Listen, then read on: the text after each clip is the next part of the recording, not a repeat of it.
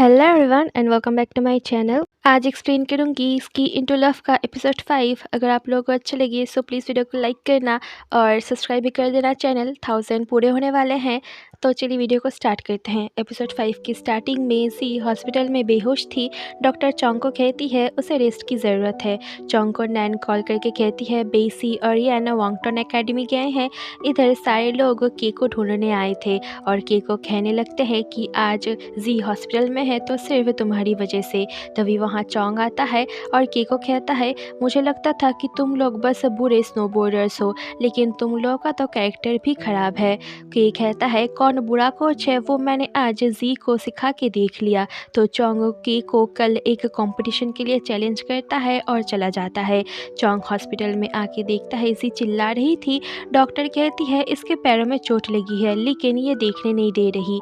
तो चोंग खुद उसका शू निकालता है और देखता है उसके पैरों से खून निकल रहा है। डॉक्टर देखने आती है तो चोंग जी के सर को घुमा के अपने पास ले आता है और जी को डांटने लगता है। जी कहती है मुझे अभी मत डांटो, मुझे चोट लग रही है और दर्द हो रहा है। डॉक्टर जी को कहती है तुम्हें अपने बॉयफ्रेंड की बात माननी चाहिए। जी कहती है ये मेरा बॉयफ्रेंड नहीं है, बॉयफ्रेंड इतने बुरे नहीं होते। डॉक्टर चली जाती है।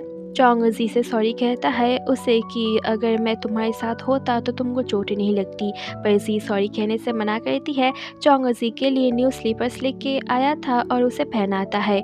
चोंग जी को कंधे में आने के लिए कहता है पर जी कहती है ये बहुत एम्बैरेसिंग है। चोंग कहता है मैं 3 तक गिनूंगा। जी आ जाती है और चोंग उसे उठा के ले जाता है। वो दोनों होटल आते हैं तो नैन जी को डांटने लगती है।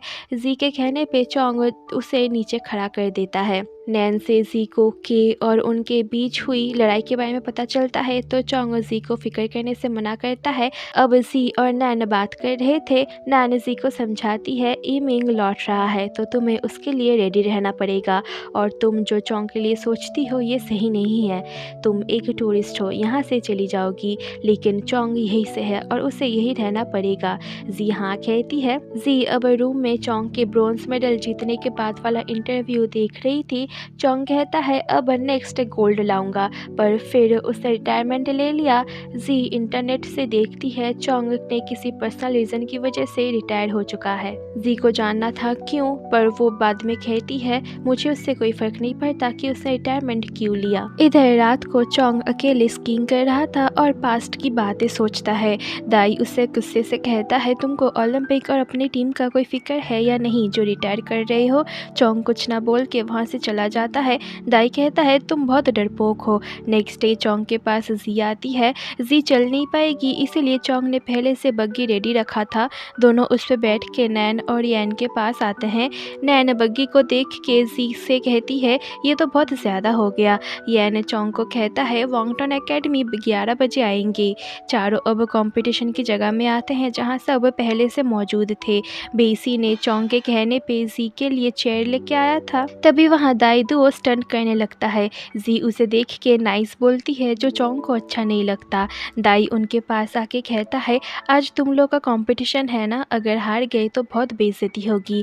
दाई चला जाता है। अब वहाँ वांगटन एकेडमी के स्टूडेंट्स स्टंट करते हुए आ जाते हैं कि चोंग के पास आके रूल्स बताने लगता है कि पहले तुम लोग स्टंट करोगे और फिर उस स्टंट को हम परफॉर्म करेंगे। चोंग मान जाता है। चोंग की टीम से पहले बेसी जाता है और स्टंट करता है।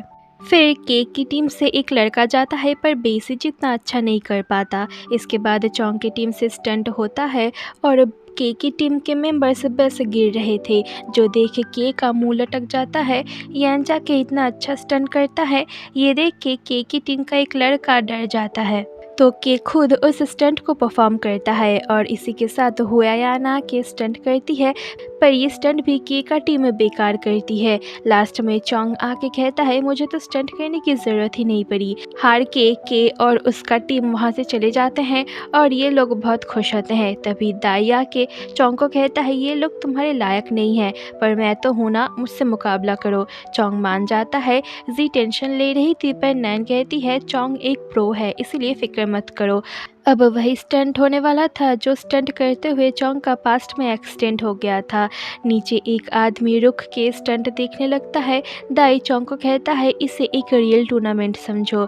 दाई अब स्टंट करता है और ये मुश्किल सा स्टंट बहुत अच्छे से पूरा करता है और सब दाई की तारीफ करने लगते हैं। अब चोंग की बारी आता है। वो सामने अपना पास्ट मेमोरीज को याद कर रहा था। सबको चोंग की फिक्र हो रही थी। चोंग अब रेडी होकर स्टंट करता है। सबकी उम्मीद उसके साथ थी और चोंग अपने पास्ट को भूल के स्टंट पूरा करता है तो सब बहुत ही ज़्यादा खुश हो जाते हैं। चोंग दाई के पास आके कहता है न्यू गॉगल्स। दाई कहता है तुमको हमेशा मेरे गॉगल्स ही क्यों चाहिए। चोंग कहता है क्योंकि इसके अलावा तुम्हारे पास और कुछ नहीं है। चोंग जाने लगता है तो दाई कहता है तुम मेरे साथ टूर्नामेंट ज्वाइन क्यों नहीं करते, पर चोंग कोई रिप्लाई ही नहीं करता और चला जाता है। जी चोंग से इम्प्रेस होके उसके साथ सेल्फी लेती है। तभी वही आदमी जिनका नाम है जिंग चोंग को बुलाता है तो चोंग उसके पास जाता है। ये दोनों दोस्त थे, दोनों साथ में बैठ के बात कर रहे थे। जिंग कहता है मैंने तुम्हारा स्टंट देखा, तुम बहुत पहले रिटायर हो गए हो पर तुम्हारी स्किल्स में बिल्कुल भी बदलाव नहीं आया। तुम सही में एक गॉड गिफ्टेड स्नोबोर्डर हो। जिंग चोंग को समझाता है कि टैलेंट को ऐसे वेस्ट मत करो और इसे अपने देश के लिए यूज़ करो। चोंग अब जी के पास आता है और कहता है तुम कल कब जाओगी। जी कहती है कल सुबह। चोंग कहता है तो सबके साथ डिनर करते हैं। जी मान जाती है और सबको ये बात बताती है। यैन को पता नहीं था तो वो नैन से पूछता है तुमने बताया नहीं कि तुम कल जा रही हो, तो नैन कुछ नहीं कहती और चली जाती है। ये दोनों अकेले जा रहे थे पर जी और चल नहीं पा रही थी तो चोंग स्नोबोर्ड सेट करता है। जी को लग रहा था चोंग उसे अकेला छोड़ के जाने वाला है और कहती है मुझे छोड़ के मत जाओ।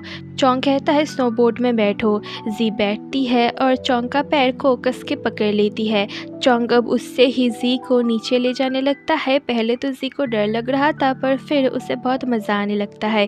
अब दोनों डिनर पे आए थे। जी चोंग के साथ टोस्ट करके स्कीइंग सिखाने के लिए उससे शुक्रिया अदा करती है और कहती है जब हम अगली बार मिलेंगे तो मैं अपने स्कीइंग से आपको इम्प्रेस कर दूंगी। चोंग कहता है और ये अगली बार कब होगा। जी कहती है शायद नेक्स्ट विंटर। तो चोंग सैड हो जाता है और कहता है मैं श्योर नहीं हूँ क्योंकि इसके बाद मुझे सीचैंग जाना पड़ेगा। जी कहती है मैं भी सीचैंग जाना चाहती हूँ। तो चोंग कहता है तो हमारे साथ आ जाओ। जी कहती है हम डेस्टिनी से मिले हैं, आपके साथ मिल के मुझे बहुत अच्छा लगा। चोंग कहता है मुझे भी बहुत अच्छा लगा और तुमने मुझे सिखाया कि मुझे अपनी कोचिंग स्किल्स और भी ज़्यादा इम्प्रूव करनी पड़ेगी। तो जी गुस्से से उसको देखती है। दोनों एक दूसरे को फ्यूचर के लिए ऑल द बेस्ट बोल के टोस्ट करते हैं। चोंग जी को होटल के बाहर ले आता है। जी पूछती है आप सीचैंग कब जाओगे। चोंग कहता है मैं पहले अपने होम टाउन जाऊँगा। तभी पीछे से एक गाड़ी आ जाता है तो जी चोंग को बाय कह के चली जाती है और चोंग सैड हो जाता है। चोंग के जाने के बाद जी बाहर आके उसे देखती है और वो भी उदास होकर चली जाती है। शन के फ़ोन में दाई चोंग का स्टंट वाला वीडियो भेजता है और शन को वीडियो कॉल करता है। शन पूछती है चोंग ठीक तो है ना। दाई कहता है हाँ, पर मुझे लगता है उसने अभी तक अपने ड्रीम से गिव अप नहीं किया। शन कहती है हाँ शायद मेरी वजह से। दाई उस पर चिल्लाता है तो शन कहती है अगली बार मुझ पर चिल्लाया तो मैं तुमसे 5 मिनट तक ब्रेकअप कर लूँगी। दाई कहता है फिर तो मैं मर जाऊँगा। तो शन हंसने लगती है। जी अपने और चोंग की पिक्स देख रही थी तभी वो शन का मैसेज देखती है जो कि जी का असिस्टेंट बनने के लिए तैयार थी। दोनों कॉल पे बात करते हैं। जी शन को टाइगर एनिमेशन वाली बात बताती है पर शन को उससे कोई प्रॉब्लम नहीं थी। दोनों को पता लगता है कि दोनों अभी बहुत पास है तो दोनों कल मिलने का प्लान बनाते हैं। शन की खुशी का तो कोई ठिकाना ही नहीं था कि वो अपने आइडल से मिलने जा रही है। जी अब टर्टल पैड को देख रही थी और उसका फ़ोटो खींच के वो चोंग को कहती है क्या तुम्हें ये वापस चाहिए। चोंग कहता है हाँ मैं नीचे हूँ आ जाओ। तो जी चोंग के पास आती है। चोंग जी को कहता है जब हम अगली बार मिलेंगे तो मैं तुमको ये वापस कर दूँगा।